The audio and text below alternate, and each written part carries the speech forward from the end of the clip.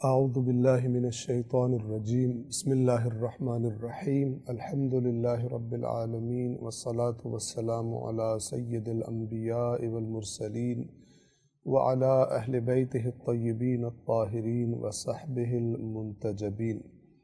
قرآن کریم کے 30ویں اور آخری جز میں ہم نے سورۃ التکاثر تک گزشتہ درس میں تمام کیا تھا۔ آج کے درس کا آغاز ہم سورۃ العصر سے کر رہے ہیں، پہلے تلاوت اور اس کے بعد مختصر اس کی وضاحت ترجمے کے ساتھ۔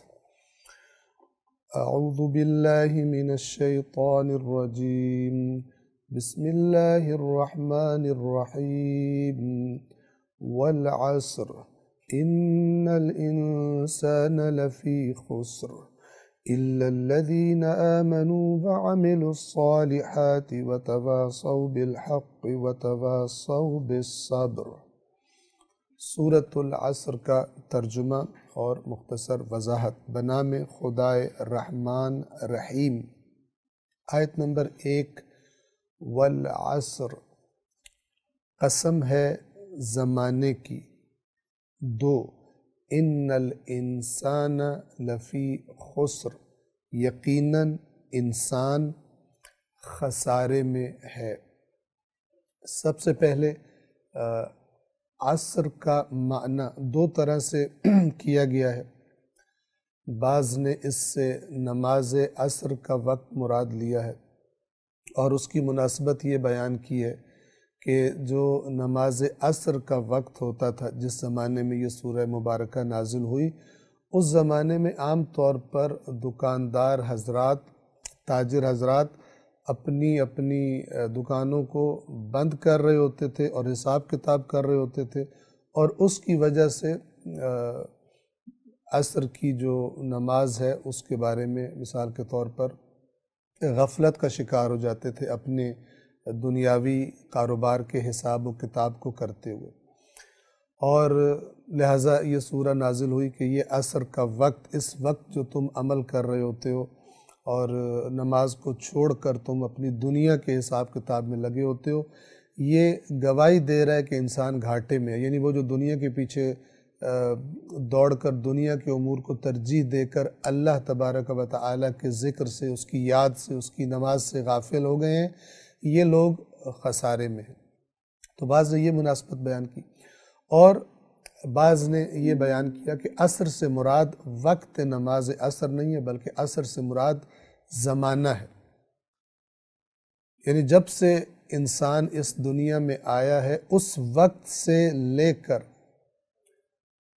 تا قیامت، ہر اس انسان کے لیے کہ جس وقت بھی وہ اس سورہ کی تلاوت کرتا ہے، اگر وہ انسانیت کی تاریخ پر، گزشتہ زمانوں پر، موجودہ زمانے پر نگاہ ڈالے تو یہ زمانہ، یہ تاریخ انسانیت اسے اسی بات کی گواہی دے گی کہ جو اللہ تبارک و تعالی اگلی 2 آیات میں ارشاد فرما رہا ہے۔ بس والعصر یعنی قسم ہے زمانے کی۔ کیا مطلب؟ یعنی زمانہ گواہ ہے، زمانہ گواہی دے رہا ہے۔ انسانیت کی تاریخ، گزشتہ قوموں کو دیکھ لو، گزشتہ افراد کو دیکھ لو، اپنے آباء و اجداد کو دیکھ لو، اپنے دوستوں کو، رشتہ داروں کو جو موجود ہیں، جو گزر چکے اس دنیا سے، انسانیت کی تاریخ دیکھ لو، قوموں کی تاریخ دیکھ لو، تمہیں یہی گواہی ملے گی۔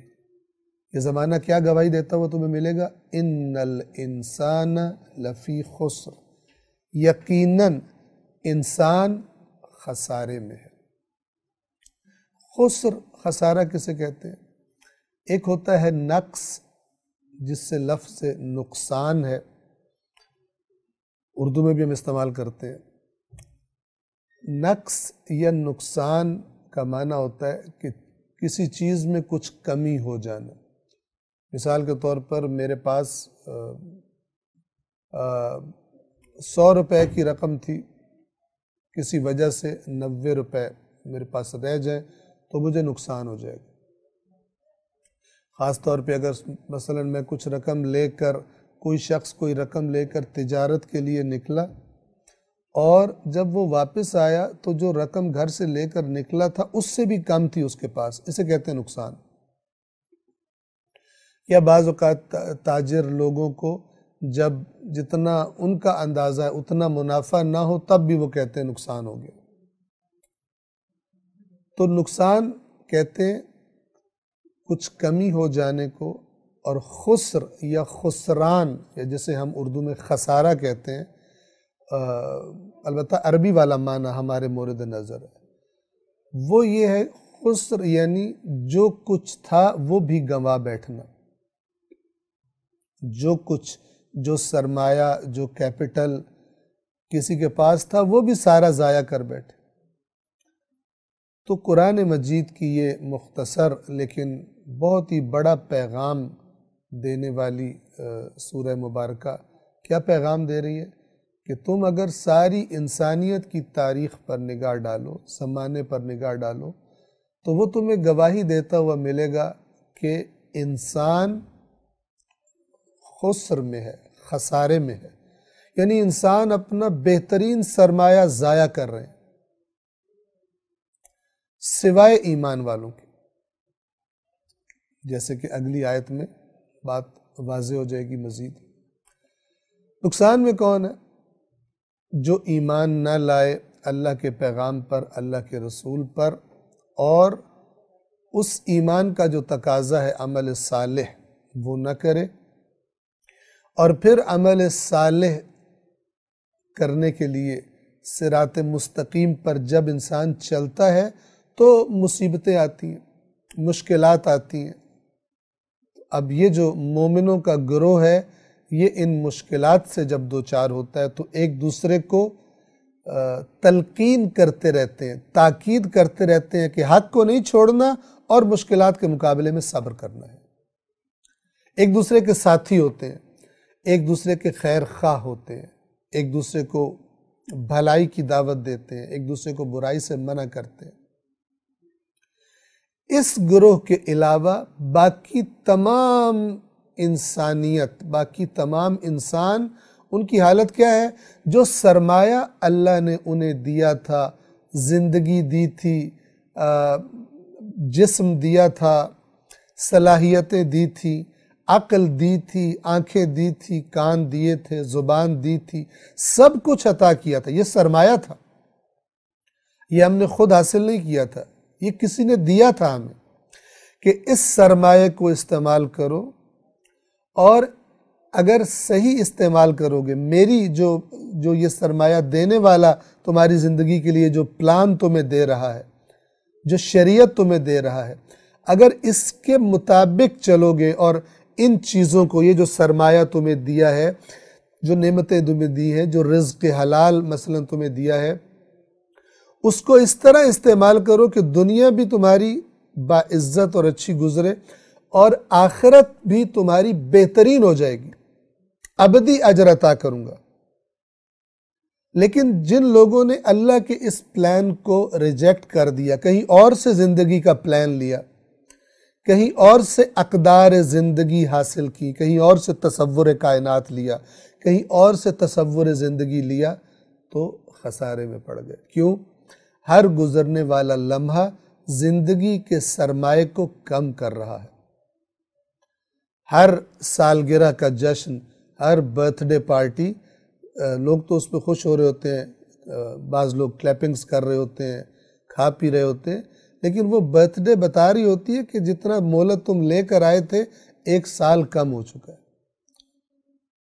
اور جو عاقل ہوتا ہے اس کو جب یہ سگنل ملتا ہے کہ تیرے کھیلنے کا ٹائم، تیری گیم کا ٹائم اب کم رہ گیا ہے، تو وہ تو اور ہوشیار ہو جاتا ہے. اور زیادہ آپ نے دیکھا ہوگا آخری منٹس میں اگر 2 ٹیمز میں میچ ہو رہا ہو، مثلا فٹ بال میچ ہو رہا ہو، اور وہ مثال کے طور پر دونوں کے یا وہ برابر ہوں، اور یا یہ کہ ایک ٹیم 1 گول سے آگے ہو، تو دونوں ٹیمیں اس آخری منٹس میں جیسے جیسے اینڈ کا ٹائم، میچ کے اینڈ کا ٹائم نزدیک آتا ہے، اختتام کا ٹائم نزدیک آتا ہے، تو دونوں طرف کے کھلاڑی پورا زور لگا دیتے ہیں کہ اس آخری ٹائم سے اپنے حق میں استفادہ کر لیں.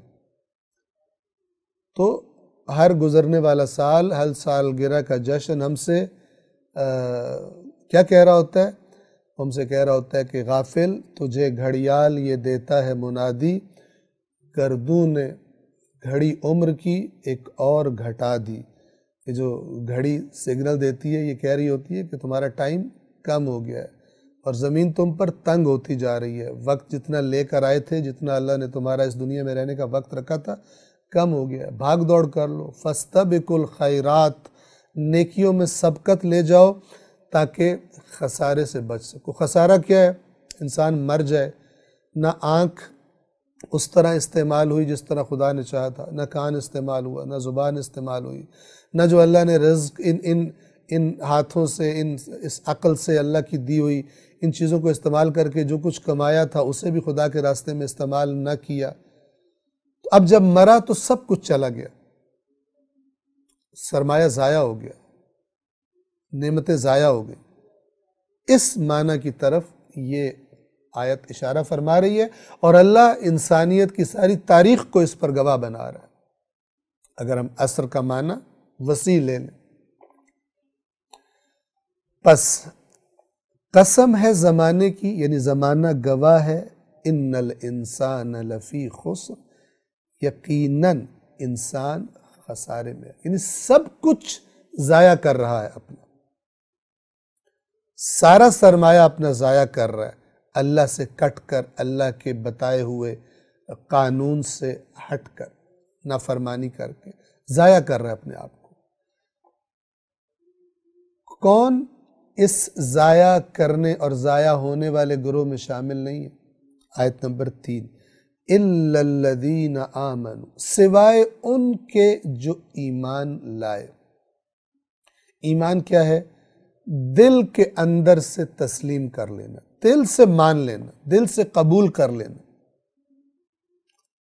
اور جو روایات اہل بیت اطہار سلام اللہ علیہم میں آیا ہے، اس کے مطابق کیا ہے کہ ایمان 3 چیزوں پر مشتمل ہے۔ زبان سے دل سے مان لینا، اور زبان سے اقرار کرنا، یعنی جو زبان کہہ رہی ہے، اقرار کر رہی ہے، دل میں وہی ہے، اور جو دل میں ہے زبان سے بھی اس کا اقرار کر رہا ہے۔ اور تیسری چیز عمل کرنا۔ اور قرآن نے کیا کہا؟ إِلَّا الَّذِينَ آمَنُوا، سوائے ان لوگوں کے، یعنی خسارے میں کون لوگ نہیں ہیں؟ وہ لوگ جو ایمان لائے، وَعَمِلُوا الصَّالِحَاتِ، اور عمل کیے۔ کون سے عمل؟ عمل صالح، وَعَمِلُوا الصَّالِحَاتِ۔ اور پھر جب یہ ایمان لا چکے اور عمل صالح کے راستے پر جس طرح اللہ نے بیان کیا تھا عمل صالح، اس دین کی تحریک میں شامل ہو گئے، اپنی ذمہ داریاں ادا کرنے لگے، تو پھر دیکھا کہ مشکلات کا سامنا ہے۔ آپ اللہ کے نیک، واقعاً دین فہم، ایک وہ نیک ہوتا ہے جو رہبانیت ٹائپ کا دین اپنا کے بیٹھا ہوتا ہے، یعنی اس کے دین کا اس کی دنیا سے کوئی تعلق نہیں ہوتا، بڑے وظیفے کرتا ہے، بڑے ورد کرتا ہے، بہت نوافل پڑھتا ہے، لیکن معاشرے کے ساتھ اس کے دین کا کوئی تعلق نہیں، اس کا انفرادی دین ہے۔ یہ تحریف شدہ بڑا خطرناک دین ہے۔ ایسے لوگ نہ صرف یہ کہ معاشرے میں اپنی ذمہ داری ادا نہیں کرتے، بلکہ اکثر اوقات ان لوگوں کے خلاف اٹھ کر کھڑے ہو جاتے ہیں اور اپنی مقدس مآب شخصیات کو ان کے خلاف استعمال کرتے ہیں جو معاشرے میں اللہ کی طرف سے دی گئی ذمہ داری امر بالمعروف اور نہی عن المنکر کے لیے اٹھ کھڑے ہوتے ہیں۔ یہ لوگ اکثر ان کے خلاف استعمال ہو جاتے ہیں، اور چونکہ اپنی عبادات کی وجہ سے، اپنے وظائف و فلان کی وجہ سے بڑے مقدس مآب ہوتے ہیں، تو لوگ ان کی باتیں پھر سنتے بھی ہیں، متدینین کے درمیان تفرقے کا باعث بن جاتے ہیں۔ نشانی کیا ان کو پہچاننے کی؟ کہ ویسے بڑا نمازی ہے، بڑا پرہیزگار بنا ہوا ہے، بڑے ورد وظیفے کرتا ہے، ہر وقت ذکر کی حالت میں ہوتا ہے، زبان چل رہی ہوتی ہے، لیکن اجتماعی معاملات سے اس کا کوئی تعلق نہیں ہوتا، امر بالمعروف و نہی عن المنکر سے اس کا کوئی تعلق نہیں ہوتا، قرآن مجید کے بتائے ہوئے دین، مکمل دین سے اس کا تعلق نہیں ہوتا، اپنی مرضی کے جو اس کو سوٹیبل لگتے ہیں اعمال وہ لے کر بڑے آرام سے، یعنی الگ تھلگ زندگی یہ شخص گزار رہا ہوتا ہے۔ تو یہ ان کی بات نہیں ہو رہی، یہ تو ان کی بات ہو رہی ہے جو مرد میدان ہے، الا الذین آمنوا وعملوا الصالحات، وہ جو ایمان لائے اور عمل صالح کرتے ہیں۔ خود یہ آیت بتا رہی ہے، یہ جو اگلا آخری دو ہے نا، وَتَوَاصَوْا بِالْحَقِّ وَتَوَاصَوْا بِالصَّبْرِ، یہ خود بتا رہا ہے کہ ان کی زندگی میں مشکلات آتی ہیں، اور پورا قرآن بھرا پڑا ہے ان کے بارے میں۔ اور جو میدان سے بھاگنے والے ہیں، ڈٹنے والے نہیں ہیں، ان کی مذمت سے قرآن بھرا پڑا ہے۔ وَتَوَاصَوْا بِالْحَقِّ، ایک دوسرے کو حق کی وصیت اور نصیحت کرتے ہیں، یعنی ایک دوسرے سے کہتے رہتے ہیں۔ کب یہ ضرورت پڑتی ہے کہ حق کو مان لیا، دین کو مان لیا، اب جو دین کی تعلیمات ہیں، گویا دین کی سربلندی کی تحریک کا ایک مجاہد بن گیا، ایک سپاہی بن گیا، دین کے اہداف، دین کی اقدار کی سربلندی کے لیے اٹھ کر کھڑا ہو گیا۔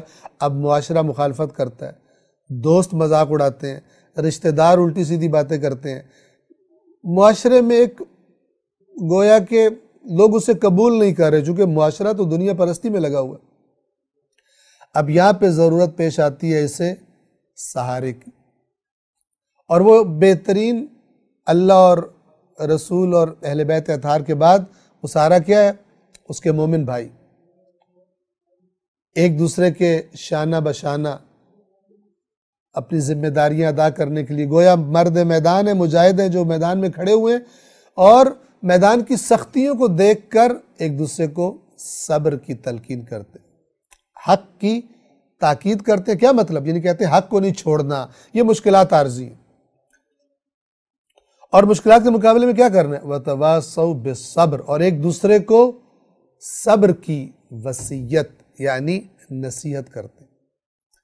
یہ جو مرنے والے کے لیے لفظ وصیت استعمال ہوتا ہے، یہ ایک خاص استعمال ہے، ورنہ اللہ تبارک و تعالیٰ نے خود اپنے لیے وصیت کا لفظ استعمال کیا ہے، حالانکہ اللہ تبارک و تعالیٰ پاک ہے اس سے کہ اسے موت نامی، فنا نامی کوئی چیز آئے۔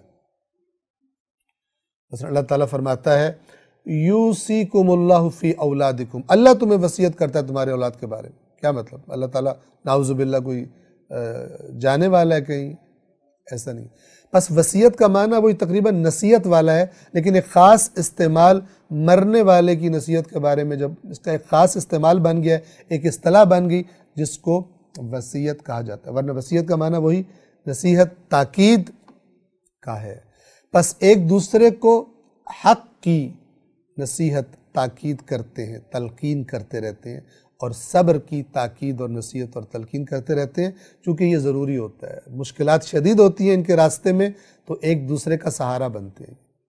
یہ وہ لوگ ہیں، یہ وہ گروہ ہے کہ جو خسارے میں نہیں ہے، ورنہ اللہ تعالیٰ فرما رہا ہے، زمانہ گواہی دے رہا ہے، تاریخ انسانیت گواہی دے رہی ہے کہ ان کے علاوہ، مومنوں اور عمل صالح کرنے والوں کے علاوہ، انسان سب کے سب اپنا اصل سرمایہ بھی خراب کر کے دنیا سے چلے گئے، اصل سرمایہ بھی ضائع کر کے دنیا سے چلے گئے۔ سورۃ العصر کے بعد سورۃ الہمزہ، پہلے ہم اس کی تلاوت کریں گے اور اس کے بعد اس کا ترجمہ اور مختصر وضاحت آپ کی خدمت میں عرض کریں گے۔ اعوذ باللہ من الشیطان الرجیم، بسم اللہ الرحمن الرحیم، ویل لکل ہمزۃ لمزہ الذی جمع مالا وعددہ یحسب ان مالہ اخلدہ کلا لینبذن فی الحطمہ وما ادراک ما الحطمہ نار اللہ الموقدہ التي تطلع على الأفئدة إنها عليهم مؤصدة في عمد ممددة۔ سورہ ہمزہ کا ترجمہ اور مختصر وضاحت۔ بنام خدائے رحمان رحیم۔ آیت نمبر 1، ویل لکل ہمزۃ لمزہ، ہلاکت ہے، حسرت ہے، بربادی ہے ہر اس شخص کے لیے جو عیب تلاش کرتا ہے اور تانے دیتا ہے۔ لفظ ویل، اس کے اندر دو معنی پوشیدہ ہیں۔ جب عربی زبان میں ایک شخص دوسرے کے لیے یہ لفظ استعمال کرتا ہے اور اسے کہتا ہے ویل لک، تیرے لیے ویل ہے، تو اس ویل کے اندر کون سے دو میسج چھپے ہوتے ہیں؟ ایک یہ کہ جو تو کام کر رہا ہے اس کے نتیجے میں ہلاکت اور بربادی ہے، اور دوسرا معنی یہ چھپا ہوتا ہے کہ حسرت ہے کہ تو کام یہ کیوں کر رہا ہے، یعنی گویا کہ یہ اس کو خبردار بھی کر رہا ہوتا ہے اور اس کو روک رہا بھی ہوتا ہے، یعنی کہہ رہا ہوتا ہے مجھے حسرت ہے کہ تو یہ کام کر رہا ہے، تجھے نہیں کرنا چاہیے، رک جا اس کام سے۔ تو یہ پیغام شامل ہوتے ہیں کس کے معنی میں؟ لفظ ویل کے معنی میں۔ ہمزہ اور لمزہ، یہ دونوں الفاظ اتنے معنی کے اعتبار سے قریب ہیں علماء لغت کی نظر میں کہ بعض نے کہا کہ دونوں ایک ہی معنی میں ہیں، اور بعض نے ان کا فرق بیان کرنے کی کوشش کی ہے۔ ایک فرق مثال کے طور پہ آپ کی خدمت میں عرض کر دیتے ہیں کہ بعض نے یہ فرمایا کہ ہمزہ کا فرق لمزہ سے یہ ہے کہ ہمزہ وہ ہے کہ جو کسی کی پشت پیچھے برائی کرتا ہے، عیب گوئی کرتا ہے، اور لمزہ وہ ہے جو منہ پر تانے دیتا ہے اور منہ پر عیب تراشی کرتا ہے۔ یہ دونوں بری باتیں۔ روایات اہل بیت اطہار علیہم السلام میں جو بات آئی ہے، مثلا ایک روایت جو نقل کی جاتی ہے وہ یہ ہے کہ جس نے اپنے بھائی کو لوگوں کے درمیان نصیحت کی اس نے اسے رسوا کیا۔ غور فرمائیے، اس نصیحت سے کیا مراد؟ نصیحت کس بات پہ ہوتی ہے؟ کہ بھائی تم یہ غلط کام کر رہے ہو، یہ میرے بھائی آپ یہ کام نہ کریں۔ یہی کام ایک دفعہ لوگوں کے درمیان محفل میں سب کو پتہ چل رہا ہے کیا جائے، اور ایک دفعہ تنہائی میں کیا جائے۔ جب محفل میں کیا جاتا ہے جس کو نہیں بھی پتہ اس کو پتہ لگ جاتا ہے کہ اس میں یہ خرابی ہے، یہ کام نہ کرو۔ تو فرمایا جس نے اپنے بھائی کو محفل میں لوگوں کے درمیان نصیحت کی اس نے اسے رسوا کر دیا، اور جس نے اپنے بھائی کو تنہائی میں نصیحت کی اس نے اسے آراستہ کر دیا، زینت بخشی، مزین کر دیا۔ کیا مطلب؟ کہ وہ جو عیب تھا اب وہ دور کرے گا۔ اگر لوگوں میں عیب بیان کرتا شاید وہ ضد میں آ جاتا، کیونکہ اس کی انسلٹ ہوتی، وہ اپنی بے عزتی کا احساس کرتا تو ضد میں آ جاتا۔ یہ مزاج ہے کس کا؟ مومنین کا، جو اللہ نے بتایا، اہل بیت اطہار نے بتایا، رسول اللہ نے بتایا۔ توجہ فرما رہے۔ لیکن اس کے برعکس مزاج کون سا ہے؟ ہمزتن لمزہ۔ تانا دو صفات ہیں، یہ عیب گوئی کرنا اور تانے دینا۔ عیب گوئی عام طور پر پس پشت ہوتی ہے، اور تانا دینا عام طور پر منہ پہ ہوتا ہے۔ دونوں غلط کام ہیں۔ یہ دو کام کرنے والے، یعنی عیب گوئی، ظاہر بات ہے جس نے عیب گوئی کرنی ہے، عیب بتانے ہیں، اس سے پہلے اس میں ایک اور صفت ہونی چاہیے، اور وہ ہے عیب تلاش کرنے کی۔ بعض مردوں میں بعض عورتوں میں یہ بیماری بڑی زبردست طریقے سے ہوتی ہے۔ ان کے گویا پیٹ میں درد شروع ہو جاتا ہے اگر انہیں دوسرے کے گھر کی رپورٹ نہ ملے تو لذت محسوس کرتے ہیں، اور رپورٹ پھر لیتے ہیں، خبریں لیتے ہیں، ڈھونڈتے ہیں، تو میں رہتے ہیں۔ جبکہ قرآن نے کیا فرمایا؟ وَلَا تَجَسَّسُوا، تجسس نہ کرو۔ تجسس کیا ہوتا ہے؟ یہی ہوتا ہے تو میں رہنا، کہ اس کے گھر میں کیا لڑائی ہوئی ہے، اس کے ساتھ اس کی شکل کیوں بنی ہوئی ہے، فلان۔ ایک دفعہ ہے کسی کی شکل بنی دیکھنا اور درد محسوس کرنا کہ میرے بھائی کے ساتھ کوئی مشکل پیش آ گئی ہے تو میں اس کا ساتھی بنوں۔ ایک دفعہ ہے مزہ لینا کہ کوئی اس سے اختلاف ہے، کوئی پرانی اس سے کوئی چپقلش ہے، کوئی ناراضگی ہے، اب اس نے دیکھا کہ ہر روز تو ہنستا ہوا آتا تھا، آج ذرا پریشان ہے، دل میں خوش ہوتا ہے، یہ مومن کی علامت نہیں ہے، یہ اور کچھ نہیں تو ایمان کے ناقص ہونے کی علامت ہے۔ دوسروں کی دکھوں پر لذت کا احساس کرنا اور پھر اپنے یاروں دوستوں میں بیٹھ کے کہنا کہ آج کل لگتا ہے کسی مسئلے میں پھنسا ہوا ہے، مزہ آ رہا ہے اس کو، تو یہ بے ایمانوں کے منہ سے نکلنے والے جملے ہوتے ہیں۔ اللہ نے صفات بتائی ہوئی ہیں، اور میں بار بار کہا کرتا ہوں کہ اس میں مسلک کا فرق نہیں ہے، یہ مسلک شیطانی مسلک ہے، اصل مسلک، اصل فرقہ شیطانی فرقہ ہوتا ہے، اوپر سے لیبل چاہے شیعہ مسلک ہو، چاہے بریلوی مسلک ہو، چاہے دیوبندی مسلک ہو، چاہے کوئی بھی نام رکھا ہو، اندر سے شیطانی مسلک اگر پہچاننا ہے آپ نے، قرآن مجید نے صفات بتائی ہیں۔ ابلیس کے مسلک اہل ہم مسلک اور ابلیس نے جو فرقہ بنایا ہوا ہے اس پر چلنے والوں کی صفات اللہ نے قرآن میں بڑی واضح طور پر بتائی ہوتی ہیں۔ اوپر بے شک لکھ لیں میڈ ان چائنا یا میڈ ان جاپان یا میڈ ان فلان، فرق نہیں پڑتا، اصل جو شخصیت ہے وہ میڈ بائی شیطان ہوتی ہے، تو وہ صفات قرآن مجید بتاتا ہے۔ یہاں پر بھی آپ دیکھیے وَيْلٌ لِكُلِّ ہُمَزَةٍ لُمَزَةٍ، ہلاکت ہے، بربادی ہے، کس کی نظروں میں؟ کون کہہ رہا ہے؟ اللہ تبارک و تعالیٰ کہہ رہا ہے۔ کس صفات والے کے لیے؟ لِكُلِّ ہُمَزَةٍ لُمَزَةٍ، ہر طعنہ دینے والے، عیب گوئی کرنے والے کے لیے۔ آیت نمبر 2، آیت نمبر 2 میں اس طبقے کا ذکر کیا گیا ہے جن میں یہ پہلی آیت والا مرض زیادہ ہوتا ہے، اور وہ کون ہے؟ مالدار لوگ۔ کیوں؟ کیونکہ وہ سمجھتے ہیں کہ ہم تو مالدار ہیں، ہمارے میں عیب ہی کوئی نہیں، اور غریب ان کو عیب والے نظر آتے ہیں، اپنے کپڑوں کی وجہ سے، اپنے ہو سکتا ہے زیادہ ان کے پاس چونکہ اس طرح کی کریمیں اویلیبل نہیں ہوتی، اس طرح کے بیوٹیشن اویلیبل نہیں ہوتے، اس طرح کا سردیوں میں گرم اور گرمیوں میں سرد ماحول غریبوں کو اویلیبل نہیں ہوتا، تو ان کی چہرے کی رنگت امراء کی رنگت سے فرق ہوتی ہے، تو یہ اپنے آپ کو برتر سمجھتے ہیں، ان کو گھٹیا سمجھتے ہیں۔ تو اللہ کا تو کسی سے تکلف نہیں ہے۔ اللہ تعالیٰ نے فرمایا الذی جمع مالا وعددہ، کون ہے یہ ہمزۃ لمزہ؟ تانے دینے والا اور عیب گوئی کرنے والا، جو مال جمع کرتا ہے اور اسے گنتا رہتا ہے، بڑا شوقین ہے کس کا؟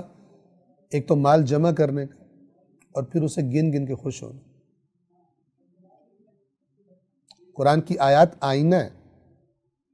میں اپنے آپ کو دیکھوں کہ میرے پاس جب مال آتا ہے، ایک تو یہ کہ مجھے مال جمع کرنے کا شوق ہے۔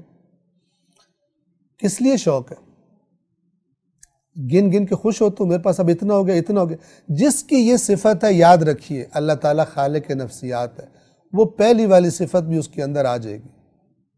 کیوں؟ جس کے پاس مال نہیں ہے وہ بھی اس کی نظروں میں بڑا عیبدار ہے، گھٹیا ہے، بے وقوف ہے، ٹیلنٹ نہیں ہے اس میں، انٹیلیجنٹ نہیں ہے، اس لیے کہ مال نہیں ہے۔ مال کا معیار بڑا خطرناک معیار ہے۔ جن کا معیار مال تھا، سورہ زخرف میں پہلے قرآن مجید میں گزر چکا، مکے والے اور اس علاقے کے لوگ جن کا معیار صرف مال تھا، انہوں نے مال نہ ہونے کی وجہ سے کہا کہ آپ رسول نہیں ہو سکتے، رسول پاک سے کہا، کیونکہ وہ سمجھتے تھے کہ مالدار آدمی کا ہی رائٹ بنتا ہے اس کے پاس ساری چیزیں ہوں، حتیٰ کہ رسالت بھی۔ وَقَالُوا لَوْلَا نُزِّلَ هَذَا الْقُرْآنُ عَلَى رَجُلٍ مِّنَ الْقَرْيَتَيْنِ عَظِيمٍ، اور انہوں نے کہا کہ یہ قرآن کسی عظیم شخص پر، عظیم یعنی پیسے میں عظیم، چاہے ویسے گھٹیا ترین انسان ہو، پیسے میں عظیم ہونا چاہیے، کسی عظیم آدمی پر، ان دو قریتین مکہ اور طائف مراد ہیں، ان دو قریوں میں کسی عظیم شخص پر قرآن نازل کیوں نہیں ہوا؟ رسول اللہ عظیم نہیں ہے، اگرچہ صادق ہیں، اگرچہ امین ہیں، اگرچہ ان کے جھگڑوں کا فیصلہ کرتے ہیں، اگرچہ پاکیزہ ترین زندگی گزاری ہے، لیکن عظیم نہیں ہے۔ عظیم کون ہے؟ جس کے پاس مال ہے۔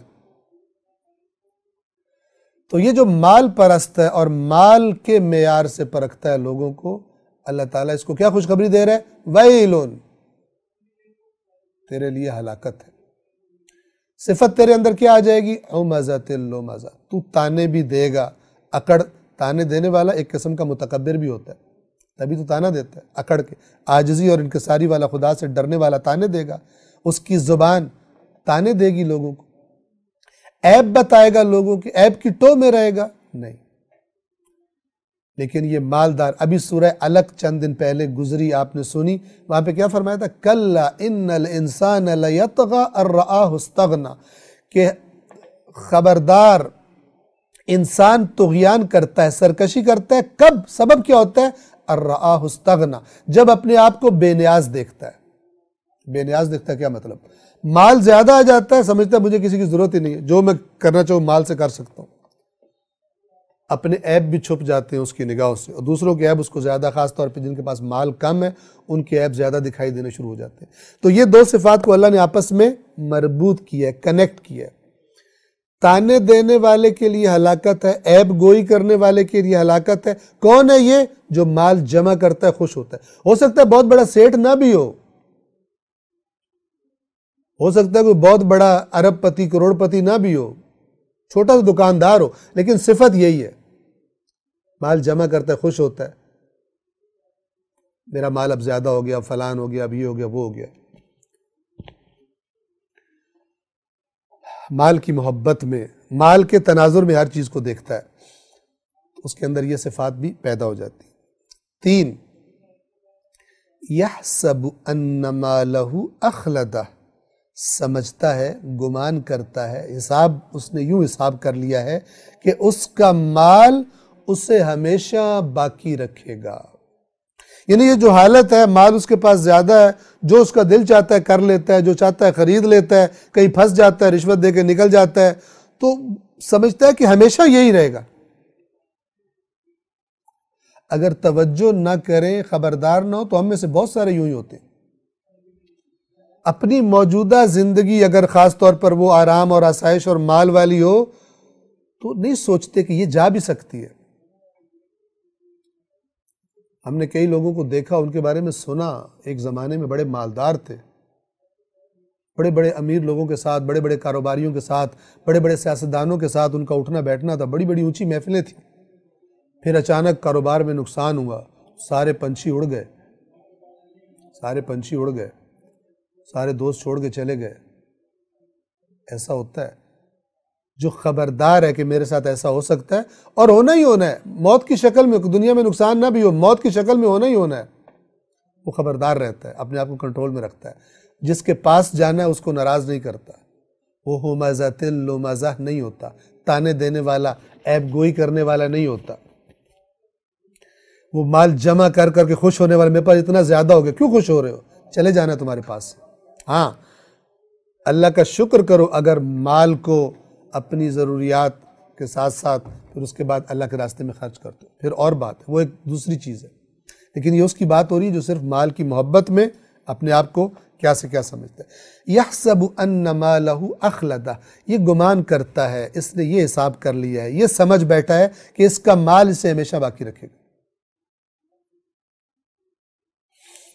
کلا، آیت نمبر 4، کلا، ہرگز نہیں، غلط سمجھ بیٹھا، تھوڑا سا غور بھی کرے تو اسے پتہ ہے کہ غلط سمجھ بیٹھا ہے، مرنا ہے تو خدا کو بھی نہ مان تب بھی تو موت کا انکار نہیں کر سکتا، مرنا ہے تجھے۔ لیکن یہ مال کا نشہ جب انسان کو ہو جاتا ہے پھر اس کو ساری باتیں تھوڑی سمجھ آتی ہیں، وہ پھر نشہ ہی اس کو دکھا رہا ہوتا ہے جو کچھ دکھا رہا ہوتا ہے، نارمل عقل نہیں دکھا رہی ہوتی۔ تو مال کا نشہ خطرناک ترین نشہ ہے، آپ دنیا میں دیکھ سکتے ہیں مالدار کیا کیا حرکتیں کرتے ہیں بعض اوقات۔ 4، کلا، ہرگز نہیں، لیمبذن فی الحطمہ، وہ چکنا چور کر دینے والی آگ میں ضرور پھینکا جائے گا۔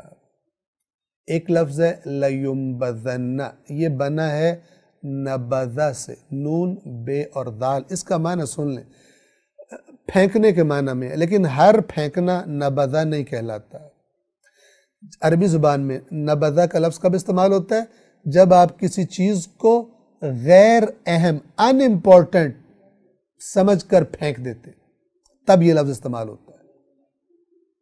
تو دنیا میں بڑا امپورٹنٹ تھا، بڑا صدر محفل بنتا تھا، بڑے تیرے آگے پیچھے لوگ چلا کرتے تھے، لیکن یہ جو حرکتیں تو نے صفات اپنے اندر بنا لی تھی اور جو حرکتیں تو نے کی تھی، تجھے اس طرح جہنم میں پھینکا جائے گا جیسے تو کوئی اہم چیز ہی نہیں ہے۔ مثال کے طور پہ مثال دے رہا ہوں، آپ نے اپنی جیب میں ہاتھ ڈالا، ٹھیک ہے، اندر دیکھا پرانا کوئی ٹیشو پڑا ہوا تھا، آپ نے دیکھا اور حقارت سے اس کو پھینک دیا، اسے کہتے ہیں نبذا، لیمبذن۔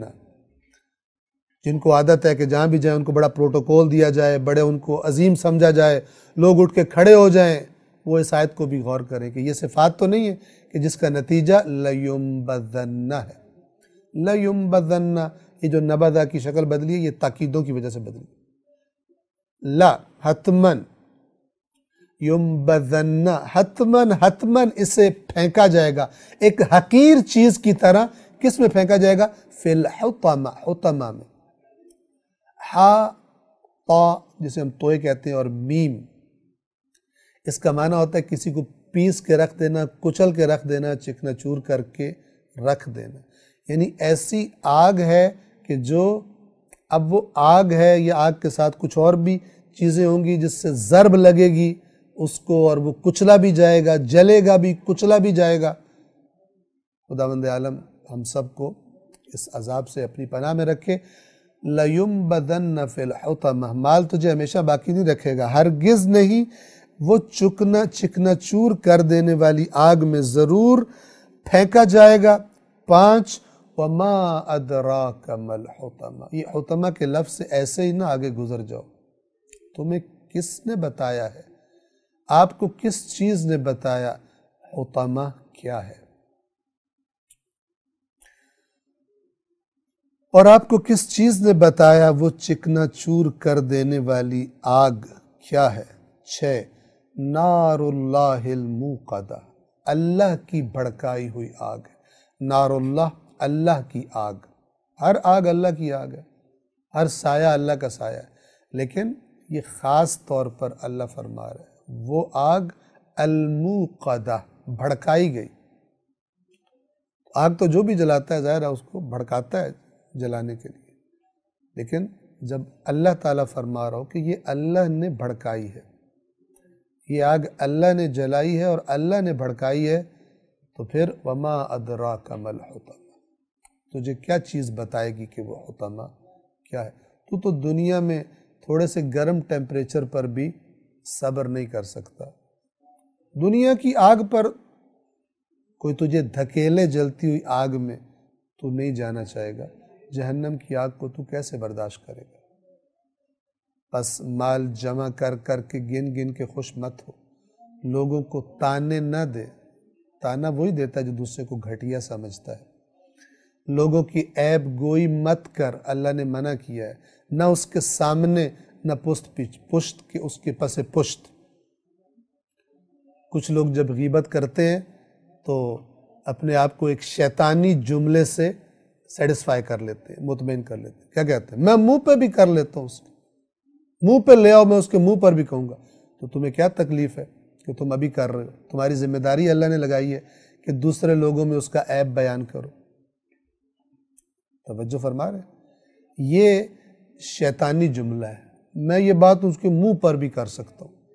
یہ اصل میں یہ بے ایمان چونکہ اس کو پتہ ہوتا ہے میں غیبت کرنے لگوں اور سامنے والوں کے ذہن میں یہ جائے گا، تو یہ بے ایمان اب اپنے وہ جو غیبت کا اس کو شیطانی پریشر آیا ہوا ہے وہ بھی نہیں روک پا رہا، اپنی اس شیطانی حرکت کو بھی نہیں روک پا رہا، اور اس کو جسٹیفائی بھی کرنا چاہتا ہے، اس کی تعویل بھی کرنا چاہتا ہے، تو اپنے اوپر اپنے آپ کو دوسروں کے سامنے بہانہ پیش کرتا ہے، کہتا ہے میں بڑا بہادر ہوں، میں اس کے منہ پر بھی کر لوں گا۔ تو منہ پر بھی کر لے گا تب بھی تو غیبت کر رہا ہے، مردہ بھائی کا گوشت کھا رہا ہے قرآن مجید کے بقول۔ توجہ فرما رہے ہیں؟ تو یہ بعض غلط کام کرنے کے لوگوں نے شیطانی جسٹیفیکیشنز، شیطانی تعویلیں بنائی ہوتی، کر لو، اور اپنے پاس سے اس کا کوئی دلیل بھی انسان کر لیتا۔ نار اللہ الموقدہ، اللہ کی بھڑکائی ہوئی آگ ہے۔ 7 التی، آگ کی صفت بیان ہو رہی ہے، التی تطلع علی الافئدہ، وہ کہ جو طلوع کرے گی، یعنی چڑھ جائے گی۔ کہاں چڑھ جائے گی؟ دلوں پر۔ یعنی نہ صرف یہ کہ بدن جلیں گے، دل بھی جلیں گے۔ اب یہ دل سے کیا مراد ہے؟ یاد رکھیے، دل سے مراد قرآن میں یہ دل نہیں ہوتا جو ہمارے بدن میں خون کو پمپ کر رہا ہوتا ہے۔ اس سے مراد وہ مرکز ہے انسان کے اندر کا، اب اس کا نام جو بھی رکھ لیں، جہاں عقل رہتی ہے، جہاں انفارمیشن، اطلاعات جمع ہوتی ہیں، جہاں اینالائز ہوتی ہیں، اور پھر انسان وہیں پہ ڈیسیجن لیتا ہے۔ عقل ہوتی ہے، جذبات ہوتے ہیں، سب کا مکسچر، یعنی مین سینٹرل جگہ۔ آیت کیا کہہ رہی ہے کہ وہ مرکز جہاں سے تو یہ تانے تیار کر کے باہر نکالتا تھا، جہاں سے یہ عیب گوئی کے ارادے کرتا تھا تو، جہاں تو مال کو جمع کر کے، جہاں تیرے مال کی محبت جہاں بسا کرتی تھی، وہاں پر یہ آگ چڑھے گی۔ وہاں اس آرزوؤں کو، اس خرابیوں کے مرکز کو، جس میں تجھے بڑی لذت کا احساس ہوتا تھا یہ کام کر کے، وہیں کہ جہاں تجھے لذت محسوس ہوتی تھی، وہیں تجھے جلن محسوس ہوگی، اور عام جلن نہیں، نار اللہ الموقدہ، اللہ کی بھڑکائی ہوئی آگ کی جلن وہیں پہ تجھے جلائے گی۔ اس کا تصور، ان الفاظ سے تصور انسان کر سکتا ہے، جس کو باہر سے بھی آگ جلا رہی ہو اور اس کے اندر سے بھی کیا ہوگی، وہ خداوند عالم بہتر جانتا ہے، لیکن اس نے بتایا کہ وہ تمہاری سوچوں کی جگہ کو بھی جلائے گی، جہاں سے تم غلط افکار اور غلط سوچیں بنایا کرتے تھے۔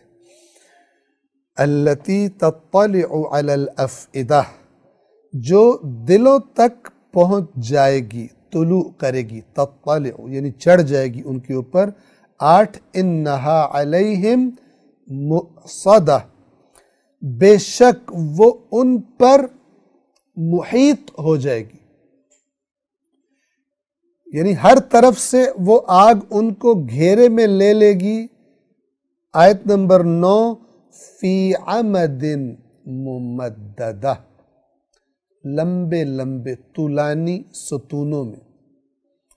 آپ تصور کریں ایک ستون، ایک کیپسول ٹائپ کا، کہ اس کے اندر عذاب دیا جا رہا ہے، اس سے نکلنے کا، اس کے کھلنے کا کوئی طریقہ نہیں ہے، وہ جلنے والا بھی اسی کیپسول میں ہے، اور جلانے والی آگ بھی، حطمہ بھی اسی کیپسول میں ہے۔ کیا کیفیت ہو سکتی ہے؟ انسان مرنا چاہے گا فوراً تاکہ تکلیف نہ ہو، مرے گا نہیں۔